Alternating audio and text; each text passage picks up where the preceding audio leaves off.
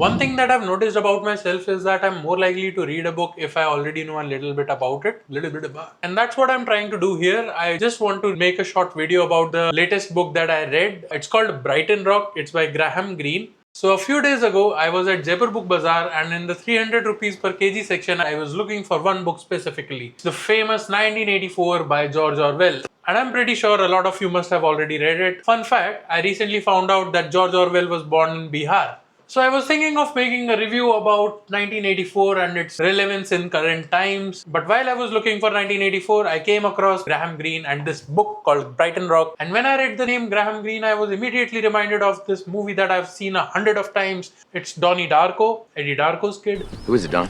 It's Eddie Darko's kid. I'm sorry about this, Jim. He's just a neighborhood kid. And if you have not seen Donnie Darko, I would highly recommend you watch it. It's a story about a jet engine falling on Donnie's house and Donnie still miraculously escaping death and Donnie trying to figure out what the is happening to him, and it involves time travel and parallel timelines and a lot of things that don't make sense to me, but it still makes for a great movie. So I would highly recommend you watch Donnie Darko. It has Jake Gyllenhaal, Maggie Gyllenhaal, Seth Rogen, and a lot of other people that I don't know the names of. And also this really hot English teacher played by Drew Barrymore, who introduces this book by Graham Greene. It's not the same book, I later found out, but I still wanted to read something by Graham Greene because it was mentioned so many times in Donnie Darko. So I was like, why not? Why not just read it? Why not just pick this book up and see what Graham Greene is all about and what kind of books does he write? So I did not think much. I did not think twice. I just picked up the book and started reading it. So the book is about a murder that happens. In the beginning of the book, the name of the victim is Fred. Fred, in the last moments of his life, makes a friend whose name is Ida Arnold, and this friend later fights for the justice of Fred's death. Now let's talk about the man who kills Fred. His name is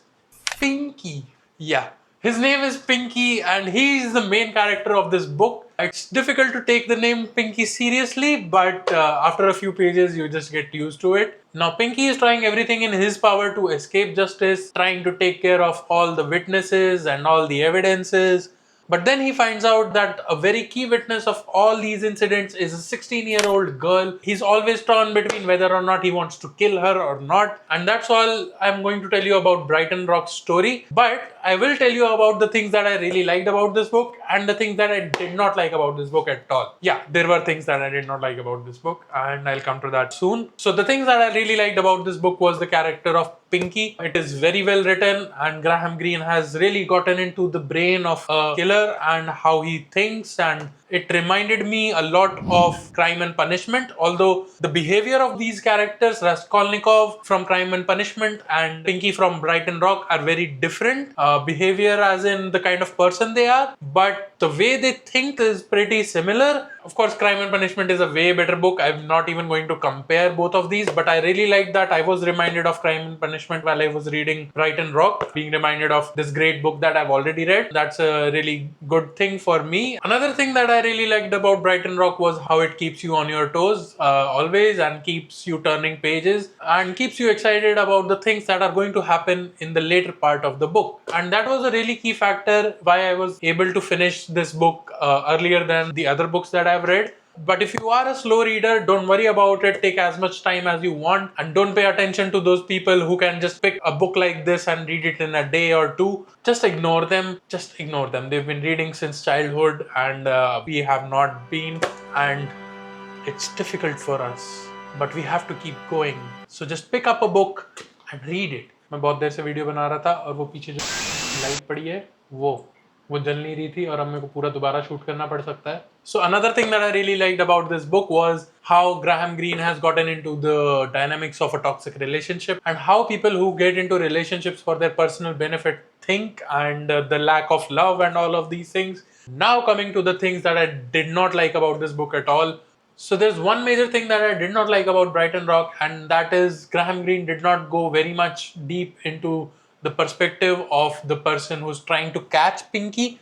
That just makes me root less for the justice, and I did not like that about Brighton Rock. It made the ending underwhelming for me. When you spend so much time into reading a book and the ending does not sit right with you, and that's not a great feeling. But still, the aftertaste of this book is really good in my brain. Even Game of Thrones has left us all disappointed, but it's still one of the greatest shows that has ever been made. Although Brighton Rock is not one of the greatest book that has ever been written, but it's still a good read. And for people who read for entertainment and like to read about murder and mysteries, this is a great book. Although this is not really a mystery, but it's about murder.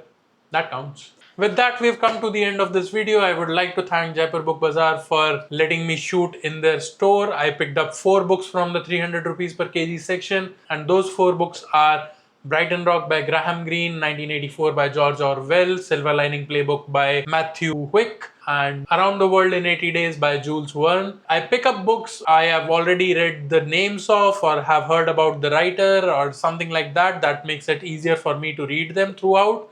Otherwise, you just pick up a book and just read 10% of it and just throw it away like this. Oh wow. So yeah, this is not a book review channel, but I'll probably be reviewing more books here. I am trying new things and there might be other things as well that I do on this channel that I have not yet decided. So maybe stay tuned, subscribe to the channel, and see you in the next one. Bye.